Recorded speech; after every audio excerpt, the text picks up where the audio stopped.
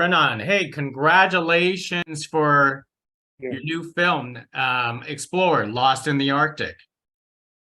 Appreciate it. Yeah, no, thanks for taking the time to talk about it. Hey, not a problem, not a problem. Yeah, it's a fascinating journey for yourself. But tell tell us about how Mark convinced you to go on this journey in the first place. I think we convinced each other. Um, I've known Mark for over 30 years. I went to one of his slideshows when I was in college when he was talking about climbing a first ascent in the Himalaya. And it kind of I think he convinced me at that point of living like this non-traditional adventure life in general. And I went on to become, a professional climber doing expeditions like that myself. And then we became friends and did all these trips together through the North Face team, and then eventually National Geographic, and had the opportunity to tell stories like this. We both grew up in the East Coast, had always been sailors, and we were like, oh, we should combine these two things. Sailing to climb would be amazing. And then it turned into something much more than that, like a story about a mystery of Franklin and really traversing the entire Arctic on one of the harder sailing crossings you can do. So yeah, I think we're both up for those kind of adventures. And we had a couple other crew members that gave us the confidence to pull it off. So yeah, it was a long time passion project coming. I know I've seen some of your previous projects before, and they're all about mountain climbing. So, how much knowledge did you have for sailing? Obviously, you had a little bit going into it. You're not going into this blindly. A tiny bit, yeah. I mean, I would say we were a bit out of our element. I mean, I grew up sailing little boats, but nothing like this in a big ocean crossing, and knowledge of the ice and this type of thing is probably the most challenging thing you can do, especially in a small fiberglass boat. And most of the mountain climbing trips, you have outfitters and producers and things like having like your back and safety net. But this was completely different because Mark was not only the writer, the subject, but he was the captain of the boat and fully responsible.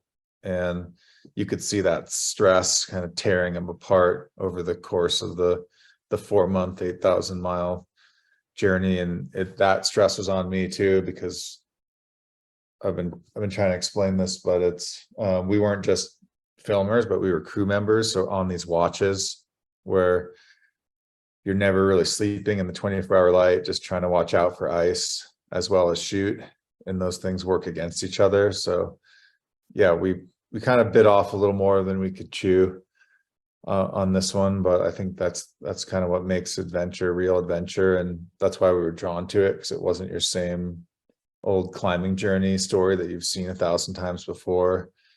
And we had like just enough experience to have the safety margin to feel like we could pull it off and not kill ourselves. It's actually kind of funny because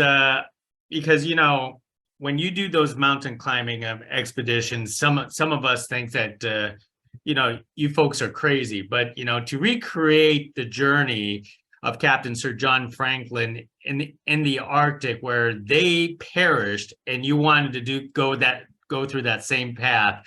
At which point did you think this was a bad idea? And why do you keep on doing it? Oh, I mean, I think that's what like kind of keeps you alive, is to have some of those experiences and like find that edge. Yeah, I think definitely when we got caught in the ice and we're like, oh no, we're going to suffer the same fate as Franklin. There was a morning we woke up, I think it's in the film, but the salt water started to freeze, and you could tell winter is coming. And it's either like within the next 2 days, we're going to find out if we're going to have some crazy rescue, the boat's going to sink, or we'll make it out. And that's when I don't know, I was wondering if we had pushed it a little too far, and all of our decisions had been faulty to that point. But yeah, we got out of there barely. And it's, yeah, I think it's kind of the essence of adventure, is like pushing it a little further than you're comfortable each time, and then having enough like calmness in your heart to like make the right decisions to get yourself out of it. But when you go through these type of journeys, you have emergency protocols in place, right? Or you guys don't? Oh yeah, I mean, when you're on like a Disney show, especially they look into it pretty heavily. I just don't think they ever fully understand it, and you kind of just convince them that it's safe anyways. But yeah, for sailing, you've got all kinds of safety. You know, when we're in those ocean crossings, we treat it as free soloing. So if you fall in the ocean on your watch at night and you're not clipped in, you're moving around the boat to get a shot, you're not clipped in, you fall, you die. Like, you'll last only a couple minutes in the Arctic water, and the boat won't have enough time to turn around and find you. So yeah, we've got lanyards where when the seas are heavy, we're like trying to clip in. Obviously, we ignore that sometimes if you're like really running to take a shot, get a shot, or do something, and you make a calculated risk decision. There's this thing called an EPIRB, which you hit that, and that's the full-blown heli rescue option. But I don't think they're going to make it out there for like a week or more to actually find you. So if someone's in the water or something, it's like they'll be long dead by the time they get there. That's just be like a boat recovery or something. So there are measures in place, but I think on those big ocean sailing trips, I think in a way they're physically less demanding, but more mentally demanding and more serious if something goes wrong because you're further out. Now, of course, your cinematography, your camera work in this film is amazing. I mean, from your shots to the drone shots and everything. As a as a filmmaker, how do you get these shots despite the fact that a lot of things are going on around you at the same time that could, put you in jeopardy or cause high anxiety? Yeah, I think this one I think I missed more shots than I got on this one, just because a lot of times it was those life or death moments where we had to literally save the boat from sinking. And if I was shooting, I wouldn't be able to, and that was often like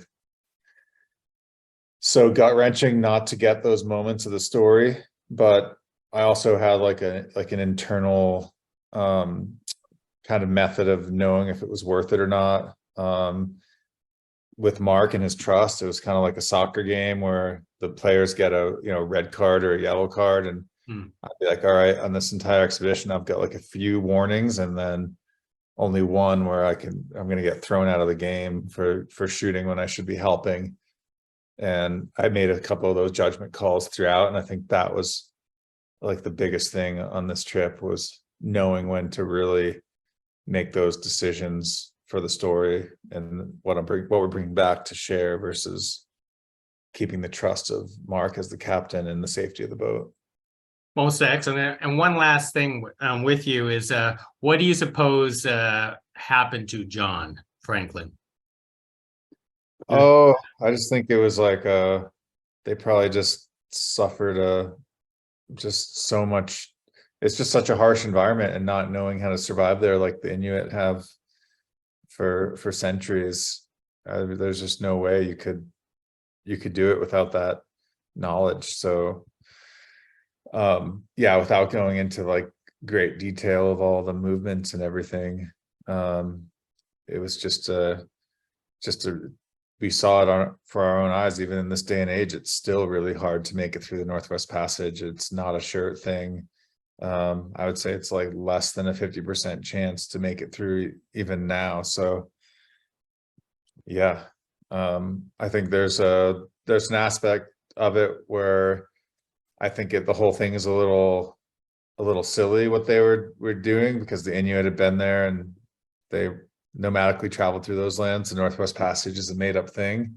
But in another aspect, this is the heart of exploration, and what they did do was like really heroic, and they didn't really get the final paragraph of their story written. So that was also like really meaningful to see how passionate Mark was and how passionate Tom Gross was to give them their due and try to play a role in like rewriting that history, which we did in some small way. Most excellent. Well, you made it back to tell the story, so that's also quite an accomplishment by itself. So thank you very much for carrying Yeah. the conversation. Thanks, Kate. Yeah, no, thanks for the time. Can't wait to see what's your next journey after this. Thank you.